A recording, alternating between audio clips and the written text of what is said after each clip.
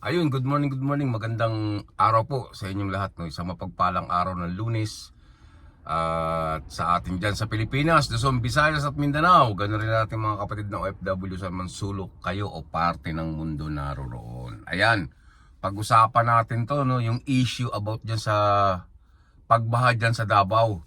Kasi nagtataka lang tayo, bakit itong Davao na binaha ay hindi ho ata nag-ingay yung mga kaalyado, no? O yung mga supporter ng mga Duterte, especially ang mga didilis na yan, no? Alam naman natin napakaingay ng mga didilis pagdating sa usapin ng flood control, 'di ba?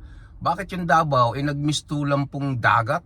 Grabe, kawawa po ang ating mga kababayan na naapektuhan ng gusto ng matinding pagbaha, 'di ba?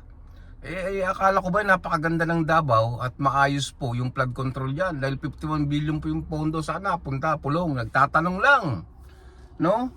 Isipin nyo itong mayor ninyo sa kasagsagan ng baha, wala po. Imbis na tulungan o damayan kayo sa nangyaring pagbaha dyan sa Davao, balita natin nandoon daw sa gay bar at naglalasing, nagpapakalunod sa alak habang ang Davao ay binabaha, no? Nag-i-enjoy siya ng gusto.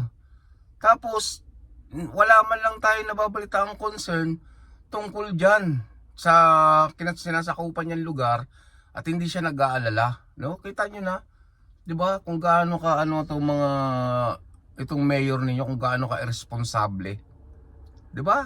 Tapos kayo mga didilis, kung bato kayo ng magbato kayo ng bato kayo ng bato ng hindi magandang salita against sa kasalukuyang administrasyon, 'di ba?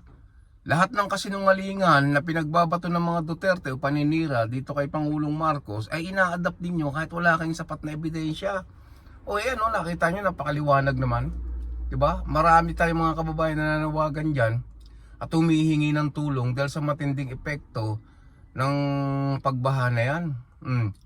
Tapos sasabihin ng isang senador ninyo, no, yung isang senador na alam naman natin, ito ay kaalyado talaga ng mga Duterte, na sinasabing hindi daw dapat kutsain o anuhin yung Davao kasi mga Pilipino rin daw yung mga naging biktima ng pagbaha dyan. Di ba? Alam naman natin yun na mga Pilipino, mga kababayan natin talagang apektado dyan. Pero yung pinagmamayabang kasi ng mga supporter ninyo, itong mga DDS na napakaganda raw ng Davao at mala Singapore at napakaayos daw ng issue ng ano dyan sa flood control. Oh, katulad ng sinasabi ng baklang si Roque na na-deny po yung asylum, sinasabi niya na ang Davao daw binaha pero mabilis daw humupa. Ibig sabihin, effective daw yung tinatawag na sa flood control. Kalokohan naman. Hoy Mayor, nananawagan ba aksyonan mo naman, tulungan mo naman yung mga kababayan natin diyan. Merong isang supporter dyan, may DDS dyan na supporter na nananawagan sa inyo. Na dapat ikaw sana ay tumulong bilang ama ng lungsod na yan. Pero anong nangyari? Ang namumuliti ka kayo. 'Di ba? Halatang halata yung hangarin ninyo na magkaroon ng mas mataas na posisyon sa darating na 2028. Para saan? Hindi para maglingkod, do? Para ipakulong yung mga taong alam nyo na ayaw sa inyo. Oh. Mga inutil. Di ba? Sasabihin nyo maganda yung ng flood control dyan. O nakikita na natin kung ano yung nangyayari dyan sa Davao. Oh. Yung issue ng yung tinatawag na flood control ninyo ay hindi po maayos. Hindi po yan babaha ng ganyan kung yung pondo ay napunta sa tama. Ang problema, hindi nga po napunta sa tama.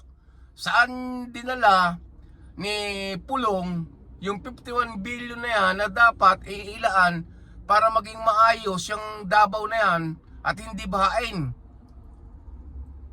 Diba? Ang dami yung binabatong sa kasalukuyang administrasyon. Pero yung mga binabato ninyo, lahat bumabalik sa inyo. Kaya ang daming naapektuhan ng mga kababayan natin dyan. Grabe talaga. Tapos ikaw nag-i-enjoy ka lang pala sa gay bar. Painom-inom ka lang habang mga kababayan natin Ha? Nilulubog sa baha, ikaw naman nilulubog ka ng alak, nagpapakasaya ka.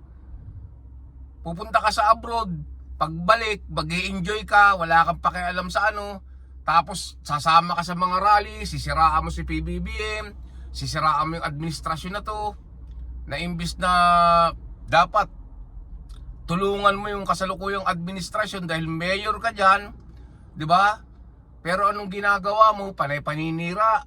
Feeling nyo inaapi kayo. Kayo naman ang nang-aapi. Kayo naman ang gumagawa ng issue. Ay nako, yung mga Duterte na to talagang kung makapagbuhat ng bangko, akala mo ang titinong tao. 'Di ba? Kita niyo yung mga supporter ninyo. Lahat ng mga masamang ugali ninyo, inadapt ng mga supporter ninyo. Magagaling magbanta, magmura, mamintas, manira, etc. etc. Pero yung sariling baho, yung mga pinagagawa nilang kabalbalan, eh hindi ho nila nakikita yan. Sa kanila, yung tama, imamali nila. Yung mali, gagawin nilang tama. O ayan, maraming salamat. Hanggang dito lang. God bless sa inyong lahat. No? At huwag niyong kalimutan suportahan yung ating munting channel, Roberto Official TV. Bye-bye!